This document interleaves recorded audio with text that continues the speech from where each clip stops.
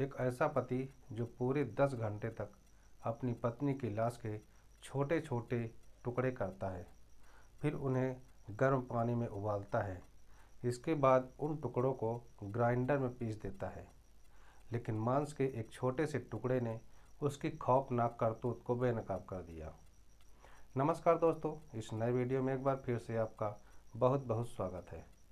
दोस्तों, आज की सच्ची घटना है हैदराबाद में रहने वाले एक फौजी से रिटायर्ड गुरुमूर्ति की, जो कि 2003 से 2020 तक भारतीय सेना में काम किया था और नायब सूबेदार के तौर पर सेना से अलग होने के बाद इसने हैदराबाद में ही DROD यानी defence research and development organisation में बतौर सिक्योरिटी गार्ड नौकरी शुरू कर दी थी।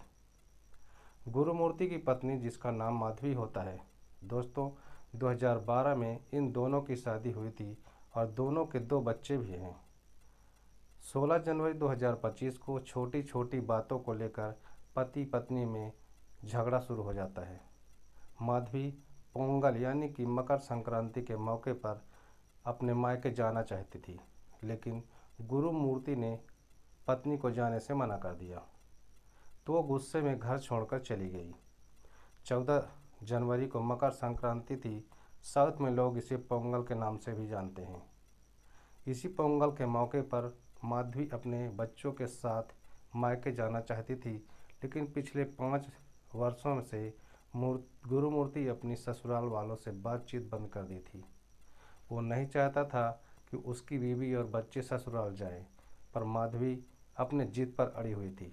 बस उसी पल गुरुमूर्ति ने माधवी को ठिकाने लगाने का फैसला भी कर लिया था। गुरुमूर्ति ने पहले ही बता दिया था कि अगर तुम अपने मायके जाओगी तो इसका परिणाम तुम्हें भुगतना पड़ सकता है। सबसे पहले 15 जनवरी को उसने अपने दोनों बच्चों को हैदराबाद में ही रहने वाली अपनी बहन के घर छोड़ दिया था। इसके बाद 16 जनवरी को 16 जनवरी की सुबह करीब 8 बजे फिर से दोनों का आपसी झगड़ा शुरू हो जाता है। झगड़ा इस तरह बढ़ जाता है कि हाथापाई भी होने लगती है। उसने पहले ही तय कर चुका था, लिहाजा वो माधवी का सर जोर से दीवार पर दे मारता है। जैसे ही माधवी का सिर दीवार से टकराता है, टकराते ही माधवी चक्कर खाकर जमीन पर गिर जाती है और बेहोश हो जाती है। माधवी को बेहोश देखकर गुरुमूर्ति उसका गला दबाकर मौत के घाट उतार देता है। माधवी को मारने के बाद अब वो उसकी लाश को घसीटते हुए बाथरूम में ले जाता है। बाथरूम में लाश रखने के बाद अगले 1.5 घंटे तक वो घर में चुपचाप एकदम शांत बैठा रहता है। दोस्तों, वीडियो में आगे बढ़ने से पहले आपसे एक ही रिक्वेस्ट है कि वीडियो को लाइक और चैनल को सब्सक्राइब जरूर कर दीजिए और वीडियो को लास्ट तक ज़रूर देखें। दोस्तों, इसके बाद फिर ठीक सुबह 10 बजे वो एक चाकू लेकर बाथरूम पहुंचता है। सबसे पहले लाश के 4 टुकड़े कर देता है। दोनों हाथ और दोनों पैर अलग कर देता है। इसके बाद सर को धड़ से अलग कर देता है। फिर मांस के लोथड़े के छोटे छोटे टुकड़े करता है। इसके बाद वो घर में रखे पेंट के एक खाली बाकेट में पानी भरता है। उसी बाकेट में वो मांस के छोटे छोटे टुकड़े डालता है। इसके बाद पानी गर्म करने वाले इमर्सन रॉड को उसी में डालकर गर्म पानी में टुकड़ों को नरम करता है। लाश के छोटे छोटे टुकड़े करने के बाद अब वो हड्डियों को स्टोव के बड़े बर्नर पर रख कर तेज लो में उन्हें जलाता है। फिर बाद में उन्हें हड्डियों को ग्राइंडर में डाल देता है। उबले मांस के छोटे छोटे टुकड़े और पीसी हुई हड्डियों को वो घर के वॉशरूम में ही डालकर फ्लश कर देता है। फिर बाकी टुकड़ों को एक छोटे से पॉलीथीन बैग में डालकर शाम को 6 बजे के बाद वो घर से 1 किलोमीटर दूर इसी तालाब में फेंक जाता है। गुरुमूर्ति ने माधवी का कत्ल करने से लेकर लाश को ठिकाने लगाने तक में कुल 10 घंटे का वक्त लगा देता है। इसके बाद अब वो घर की सफाई में जुट जाता है। वॉशरूम से लेकर रसोई तक हर एक जगह की सफाई करता है। बाकायदा पानी में फिनाइल डालकर पूरे घर को धो डालता है। चाकू, बर्नर, बाकेट सब साफ कर चुका था। जब उसे तसल्ली हो गई कि अब घर के अंदर एक भी सबूत नहीं बचा, तब वो रात 8 बजे के करीब अपनी बहन के घर जाता है और दोनों बच्चों को अपने साथ वापस ले आता है। माधवी के बारे में जब बच्चे पूछते हैं कि मेरी माँ कहाँ है, तो उन्हें दिलासा देता है कि कुछ दिनों के लिए तुम्हारी माँ अपने दोस्त के पास गई है, फिर लौट आएगी। 16 जनवरी को अचानक माधवी गायब हो जाती है। माधवी के गायब होने की खबर पाकर 18 जनवरी को माधवी के माँ बाप हैदराबाद आते हैं और पुलिस में उसकी गुमशुदगी की रिपोर्ट लिखवा देते हैं। गुरुमूर्ति की अपनी ससुराल वालों के साथ कभी बनती नहीं थी, वो उनसे बातचीत भी नहीं करता था।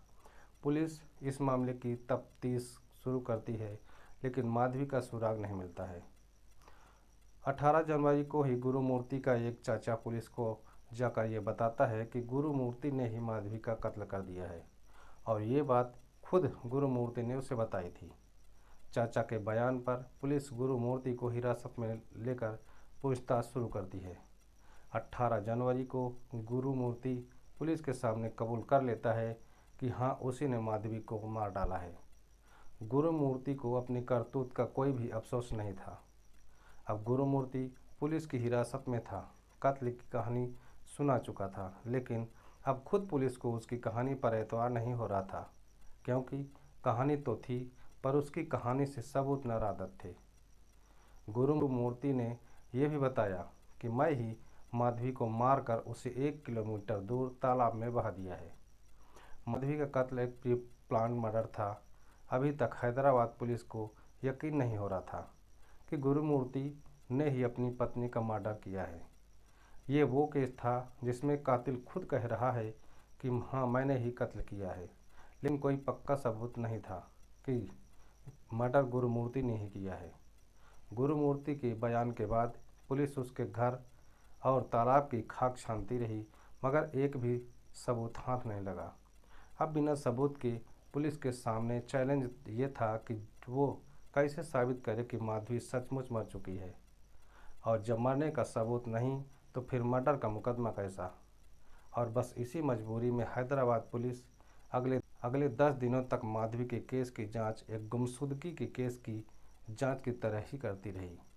इतना ही नहीं, अगले 10 दिनों तक गुरुमूर्ति हैदराबाद पुलिस की हिरासत में तो था, पर बिना सबूत के पुलिस उसे गिरफ्तार भी नहीं दिखा सकती थी। इसी उलझन में 10 दिन बीत गए। अब 28 जनवरी की तारीख आई और अचानक केस पलट गया, क्योंकि माधवी के जिस्म का एक छोटा सा मांस का टुकड़ा मिल चुका था। जी हाँ दोस्तों, आखिरकार पुलिस को गुरुमूर्ति के घर से 1 किलोमीटर दूर पर मौजूद एक तालाब में इंसानी मांस का एक छोटा सा टुकड़ा मिला, जिसे फोरेंसिक टीम ने जांच के लिए भेज दिया। रिपोर्ट आते ही ये साबित हो गया कि माधवी अब इस दुनिया में नहीं है, क्योंकि मांस का वो टुकड़ा माधवी के ही जिस्म का एक छोटा सा टुकड़ा था। जैसे ही ये forensic team scientific evidence police के हाथ लगा, 28 जनवरी को पुलिस ने आखिरकार 10 दिनों के लंबे इंतजार के बाद माधवी की गुमशुदगी के केस को मर्डर केस में बदल दिया। तो ये पूरी कहानी ही बेचैन करने वाली है, मगर सबसे ज़्यादा बेचैन करने वाली बात यह है कि गुरुमूर्ति को अपनी बीवी के कत्ल के बाद उसकी लाश के साथ जो उसने हरकत की, उसका रत्ती भर भी अफसोस नहीं है। जानते हैं मांस के जिस एक छोटे से टुकड़े से हैदराबाद पुलिस ने इस केस को सुलझाया है, वो कितना छोटा टुकड़ा है, बस एक मामूली सा स्किन है। इस खौफनाक कहानी ने सिर्फ एक मर्डर मिस्ट्री का पर्दाफाश नहीं किया, बल्कि लोगों को कई कड़वी सच्चाइयों से भी रूबरू कराया है। भरोसा तोड़ना सबसे बड़ा गुनाह है। जब अपने ही सबसे बड़े दुश्मन बन जाएं तो रिश्तों की बुनियाद हिल जाती है। इस कहानी ने हमें यह सिखाया कि किस तरह प्यार और भरोसे के रिश्ते में छिपी दरारें खतरनाक रूप ले सकती हैं। रिश्तों में संवाद और समझ बहुत ही ज़रूरी है। अगर रिश्तों में दिक्कतें हों तो बातचीत और समझदारी से उन्हें सुलझाना चाहिए। चुप्पी और गुस्सा अक्सर ऐसे हादसों को जन्म देते हैं। अंत में ये कहानी हमें यह याद दिलाती है कि इंसानी दिल जितना प्यार से भरा होता है, उतना ही नफरत और लालच से भी भर सकता है। हमें खुद पर, अपने रिश्तों पर और अपने फैसलों पर हमेशा नज़र रखनी चाहिए, ताकि हम कभी उस अंधेरे में न फंस जाएं, जहां से वापस लौटना नामुमकिन हो सकता है।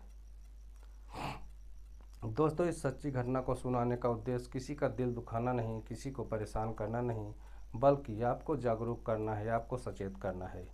दोस्तों, ये वीडियो आपको कैसी लगी कमेंट में अपनी राय हमें ज़रूर बताएं।